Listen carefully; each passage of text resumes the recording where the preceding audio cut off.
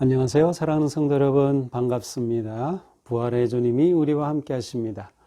우리와 함께 하시는 주님을 찬양합니다. 기도합시다. 하나님, 감사합니다.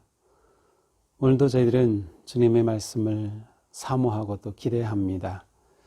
저희들이 이제 새해 들어와 누가복음을 계속 보고 있는데 주님의 모습을 또한 주님의 말씀을 주님의 가르침을 기다리며 말씀 하나하나에 저희들의 온 마음을 쏟아 주님의 음성 듣기에 힘쓰는 저희들이 될 수 있도록 인도하여 주시옵소서. 오늘도 주실 말씀 기대하오니 주님 저희들에게 생명의 양식으로 채워 주시옵소서. 예수님 이름으로 기도합니다. 아멘. 네, 오늘 말씀은 누가복음 2장 41절에서 마지막 절 52절까지입니다. 제가 읽겠습니다. 그의 부모가 해마다 6월절이 되면 예루살렘으로 가더니 예수께서 12살 되었을 때에 그들이 이 절기의 관례를 따라 올라갔다가 그날들을 마치고 돌아갈 때에 아이 예수는 예루살렘에 머무셨더라.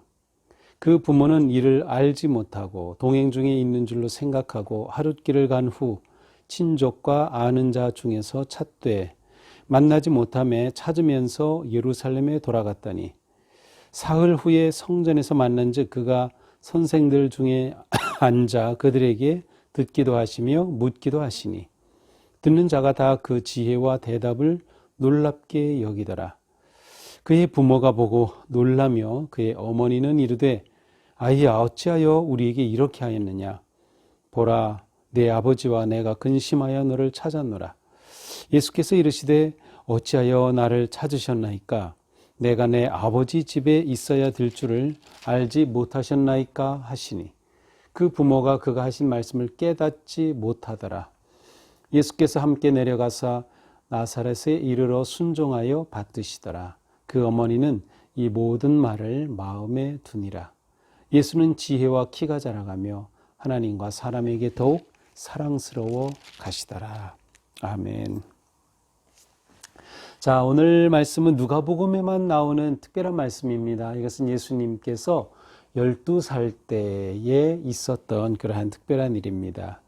자, 오늘 시작되는 41절에 보니까 그의 부모가 해마다 6월절이 되면 예루살렘으로 가더니, 자, 이스라엘 백성들은 1년 중에 3번 절기를 지키도록 되어 있었습니다.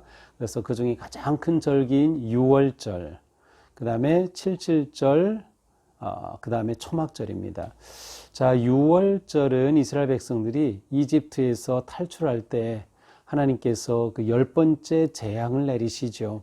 그래서 그 처음 난 것들이 다 죽는 그날 밤 하나님께서 이스라엘 백성들을 특별히 택하시고 그들이 문 인방과 설주에 그 양의 피를 발라서 그 피가 있는 그 문은 죽음의 사자가 넘어갔죠. 그래서 넘어갔다는 뜻입니다. 6월절, pass over. 그래서 이 하나님께서 이스라엘 백성들을 해방하시고 가나안으로 인도하신 이 놀라운 역사를 기념하는 절기가 바로 6월절입니다. 사실 6월절은 하루고요. 이제 6월절 이후에 일주일 동안 무교절이라고 하는 절기를 지킵니다. 이 무교절은 무교병, 다시 말하면 효모를 넣지 않은 빵을 먹는 거예요. 실제로 이스라엘 백성들이 애굽에서 탈출할 때, 출애굽할 때 급하게 나왔기 때문에 효모를 넣어서 부풀린 그러한 부드러운 빵을 먹을 틈이 없었어요. 그래서 즉시 반죽하여 굳은 그러한 빵, 효모 없이 먹은 무교병을 먹은 바로 그것을 기념하는 절기가 무교절이죠. 자, 바로 그 절기를 지키러 예루살렘으로 올라갔습니다. 이 절기는 성인 남자들이 지키는 것이기 때문에 예수님의 어머니나 아직 12살인 예수님은 올라가지 않아도 괜찮았습니다. 그러나 여성과 어린이들은 자발적으로 이 순례 길에 동행할 수 있었습니다. 자, 이때가 예수님은 12살이었어요. 그래서 이 절기의 관례를 따라서 그 가족들이 올라갔습니다. 그 날들을 마치고 돌아갈 때 아이 예수는 예루살렘에 머무셨더라. 자, 그 날들을 마치고, 여기서 마치고라고 하는 단어가 포함하는 뜻은 예수님의 가족들은 이 유월절 절기를 온전히 한 주간을 다 지켰다는 것을 말합니다. 유월절과 이어지는 이 무교절까지. 보통 유월절기를 지키기 위해서는 보통 이틀은 머물러야 그래도 된다라고 하는 것이 있었습니다. 그러나 여기서 마쳤다고 하는 것은 그 날들을 마쳤다는 것은 전체 일정을 다 이제 제대로 지켰다. 그런 의미가 포함이 되어 있습니다. 자, 이렇게 절기를 지키고 돌아갈 때 예수님은 계속 예루살렘에 남으셨어요. 그런데 그 부모는 그것도 모른 채 동행 중에 있는 줄로 생각하고 하룻길을 간 후 친족과 아는 자 중에서 차때 만나지 못하며 찾으면서 예루살렘에 돌아갔다니.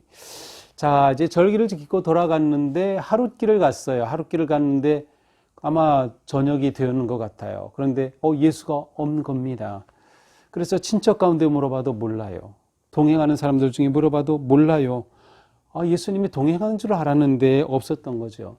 어떻게 이런 일이 일어날 수 있었을까요?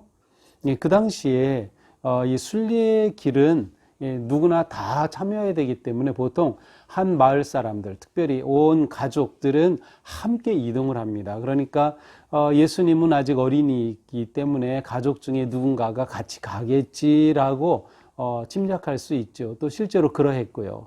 또 이렇게 한 무리로 이동을 하였기 때문에 예수님이 없는 것을 모른 채 하룻길을 갔습니다. 이 당시 예수님의 고향이던 나사렛에서 이 예루살렘까지는 보통 사흘길이었어요.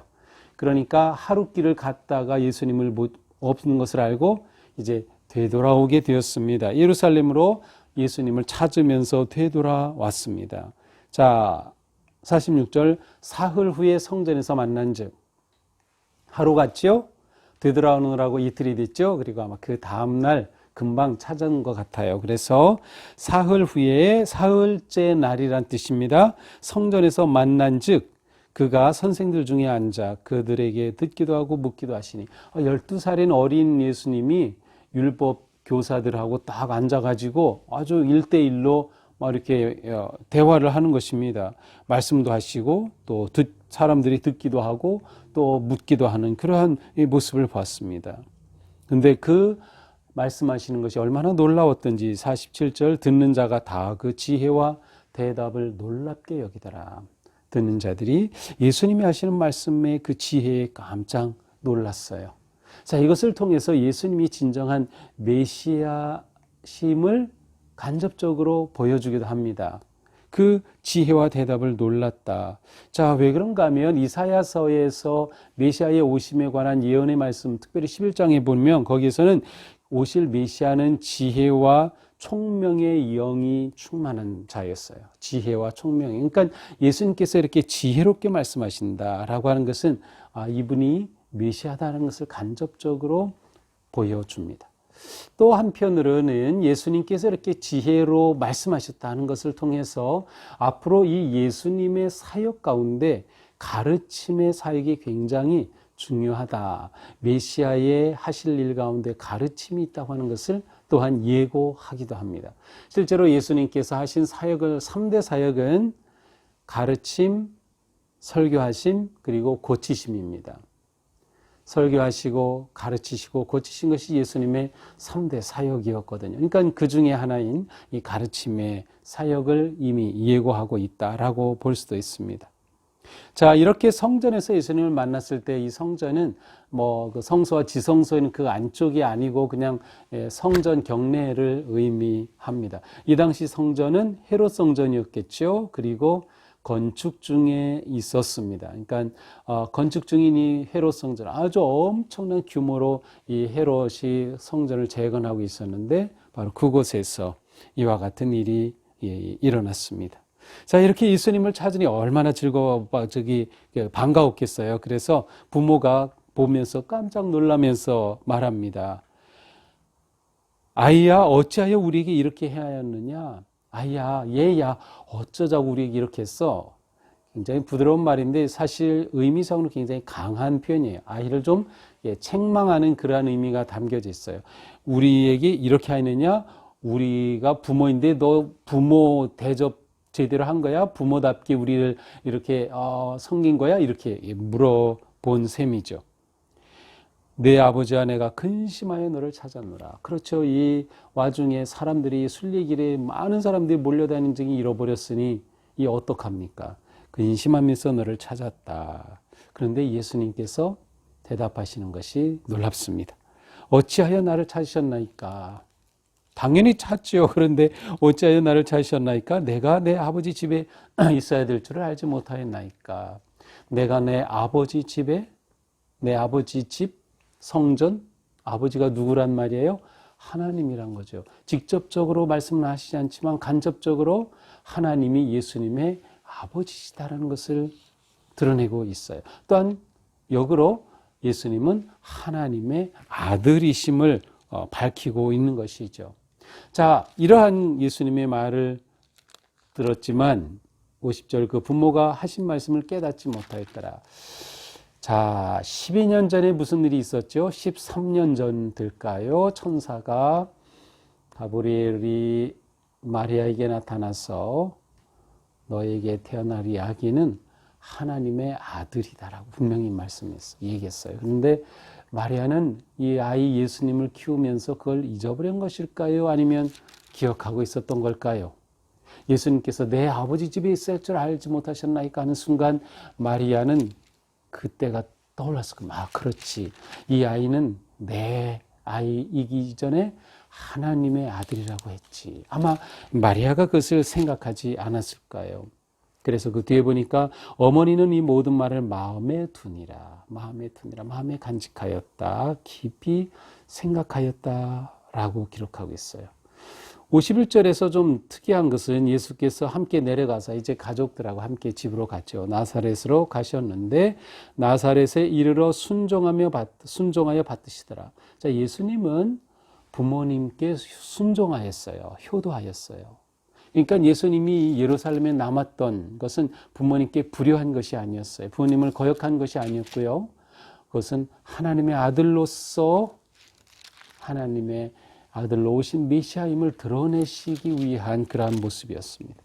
그러니까 예수님은 부모님께 순종하며 받들었다, 공경하였다는 거죠. 그러니까 예수님은 어려서 부모님을 잘 따른 것이 분명합니다.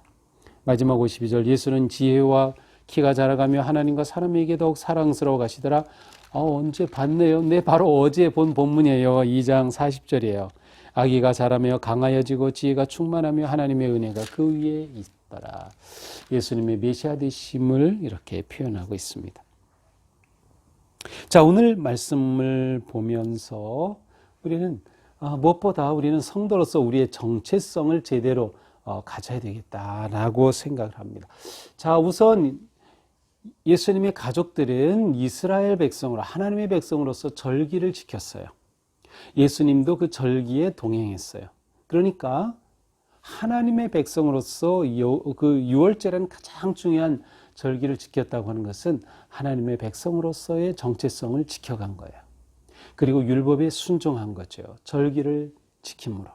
그들이 누구인지 하나님께서 우리를 애굽에서 구해내셨다라고 하는 이 엄청난 은혜를 기억하는 정체성을 기억하고 있었던 거예요. 근데 여기서 더 중요한 정체성은 예수님이 내가 아버지 집에 있어야 할 줄 모르셨습니까? 하나님을 아버지로 부르고 예수님이 하나님의 아들 되심. 예수님이 하나님의 아들로 이 땅에 오신 그 예수님의 그 오신 목적을 알고 계셨어요. 그래서 하나님을 아버지로 부르면서 그는 어려서부터 이렇게 기름 부음 받은 메시아로 세워져 갔음을 우리는 볼 수 있습니다. 자, 또 한 가지 우리가 보게 되는 것은 예수님에 관한 종합적인 뭐라고 할까요? 요약이죠.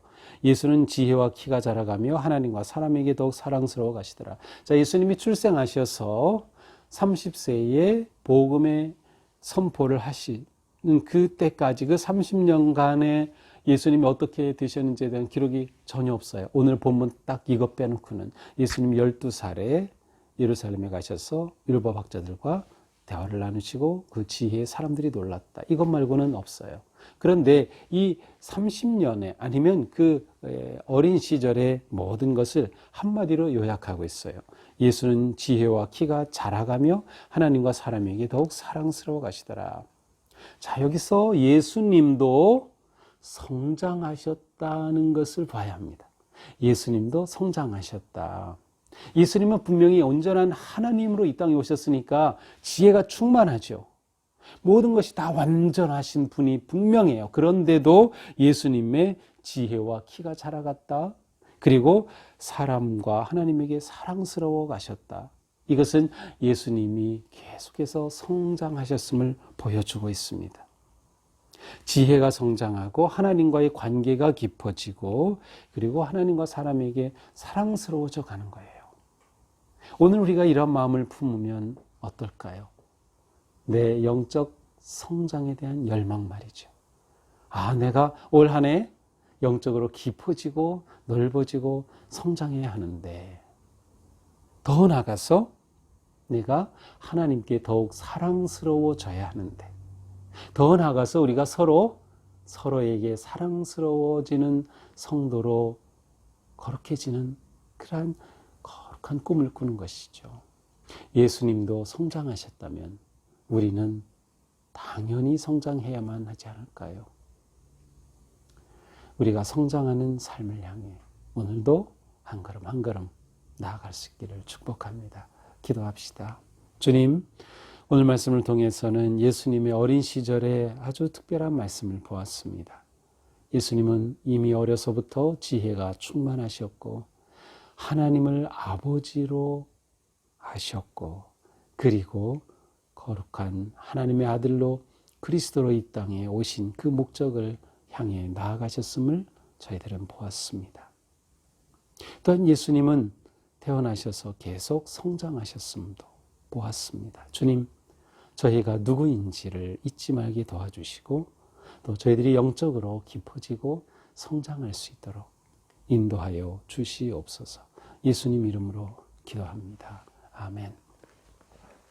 자, 이 시간에 제가 또 짧게 한번 매일 은혜생활 가이드 가운데서 가족의 시간을 설명해 드리려고 합니다. 13페이지에 있는데요. 이 가족의 시간은 쉽게 말하면 적어도 일주일에 한 번은 가족들이 함께 이야기하는 시간을 갖자는 거예요. 올해 우리 교회 표어가 이야기가 있는 교회인데요.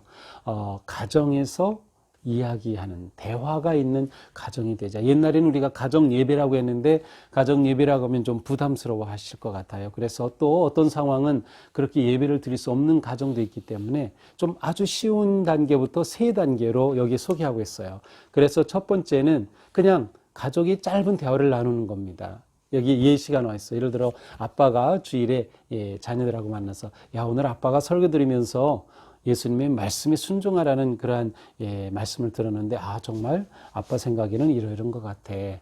너 영철이 너는 오늘 어떤 생각을 했어? 이렇게 물어보는 거. 그냥 자녀가 부모와 대화할 수 있기 위해서 자녀도 똑같은 말씀을 들은 그 무엇인가를 물어보는 거죠. 이제 올해 우리 교회에서는 모든 성인 예배와 어린 예배 중에 동일한 주제 한 가지는 꼭 연결하기로 했어요. 그래서 부모가 들은 설교 가운데 한 가지, 그리고 자녀들이 예배를 드리면서 온라인으로라도 예배를 드리면서 들은 그것 가운데 공통되는 분모가 하나가 있어요. 그래서 그것을 가지고 자녀에게 대화를 시작하는 거예요. 그래서 이것은 그래서 이렇게 묻고 또 자녀가 또 대답하고 그러면 또 가족들이 같이 서로 칭찬하고 또 서로 축복하고 그러고서 끝나는 거예요. 5분도 괜찮아요. 중요한 건 가족이 함께 하는 가족의 시간을 의도적으로 갖는다는 거예요. 일주일에 한 번 이상. 이거는 가장 단순한 겁니다. 두 번째는 조금 이것보다는 좀 긴 것이 있어요. 그래서 성경을 읽고 짧은 기도를 하는 형태. 그리고 세 번째로는 가정 예배 형태가 있습니다. 이 세 가지 형태 중에서 우리 가족이 할 수 있는 가장 할 수 있는 그것으로 택해서 시도하시면 됩니다. 그래서 여기에 소개하는 그러한 가족의 시간 한번 올 한 해 우리 가족이 매주 한 번씩 그렇게 한다고 하면 우리 자녀들과 함께 믿음을 계승하고 믿음이 확장되는 그러한 하나가 되지 않을까 생각합니다. 네, 은혜 생활 가이드 제가 오늘도 잠깐 설명을 드렸습니다.